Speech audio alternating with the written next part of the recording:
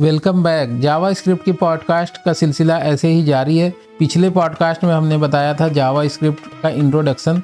इसमें हम बात करेंगे कि जावा स्क्रिप्ट को कैसे इस्तेमाल कर सकते हैं। जैसा कि इंट्रोडक्शन में हम लोगों ने ये जाना था कि जावा स्क्रिप्ट सर्वर साइड और क्लाइंट साइड दोनों जगह इस्तेमाल की जाती है। तो पहले हम लोग क्लाइंट साइड की बात कर लेते हैं। क्लाइंट साइड पर यानी कि ब्राउज़र पर जो जावा स्क्रिप्ट रन होती है वो होती है। तो ब्राउज़र पे हमें अपनी जावा स्क्रिप्ट को इस्तेमाल करने के लिए HTML की भी ज़रूरत पड़ती है।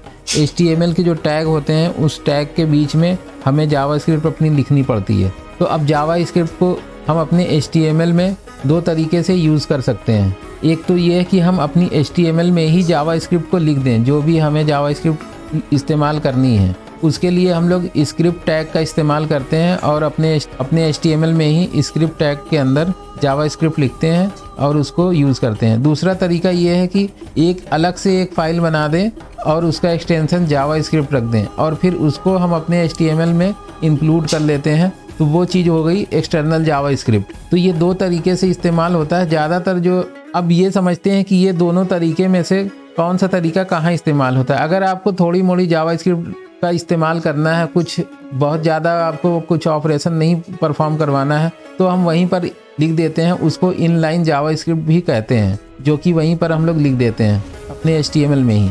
लेकिन अगर आपको इस जावा स्क्रिप्ट के बहुत सारे काम करवाने हैं तो फिर उसको HTML में लिखना ठीक नहीं रहता, क्योंकि उसको बाद में मेंटेन करना मुश्किल हो जाता है। इसलिए फिर उसको अलग से एक फ़ाइल बनाते हैं स्क्रिप्ट की और उसके अंदर अपनी पूरी जावा स्क्रिप्ट रख देते हैं और उसको फिर अपने इंक्लूड करवा लेते हैं HTML में। अब एक बात ये ध्यान रखना है कि जब जावा स्क्रिप्ट हम बाहर से इंक्लूड करवाते हैं तो वो अपने HTML में कहीं भी इंक्लूड करा लें, हेड में या बाद में, तो वो चल जाता है। लेकिन ज़्यादा अच्छा तो ये है कि हम अपना जो HTML है उसके बॉडी के सबसे लास्ट में जावा स्क्रिप्ट को इंक्लूड कराएं, जिससे कि जो HTML का पेज रेंडर होता है वो पूरा पेज रेंडर हो जाए, उसके बाद जावा स्क्रिप्ट वो लोड हो।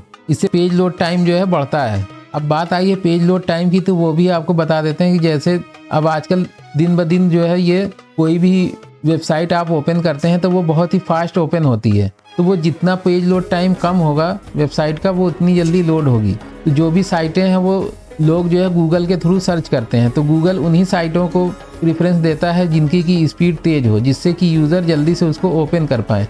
तो अगर आपने कोई ऐसी HTML की फ़ाइल लिख दी जिसके अंदर जावा स्क्रिप्ट बहुत सारी है और वो रन होने में बहुत टाइम लग रही है, तो वो आपका पेज जो है वो पूरा लोड होने में काफ़ी टाइम लेगा। तो इस वजह से वो गूगल जो है रैंकिंग में पीछे कर देगा। तो इसलिए अपना जो पेज लोड टाइम है उसको ठीक करने के लिए हम जावा स्क्रिप्ट बहुत ही ऑप्टिमाइज़ तरीके से लिखते हैं और उसको सबसे लास्ट में इंक्लूड करते हैं कि पहले HTML का जो पेज रेंडर है वो हो जाए और उसके बाद फिर जावा स्क्रिप्ट वाली चीज़ें जो है वो परफॉर्म हो। तो उम्मीद है कि ये बात आपको समझ में आ गई होगी। इस वाले पार्ट में बस इतना ही। अगर आपने अभी तक चैनल को सब्सक्राइब नहीं किया है तो सब्सक्राइब कर लें, और अगर इसको आपने लाइक नहीं किया तो लाइक करें।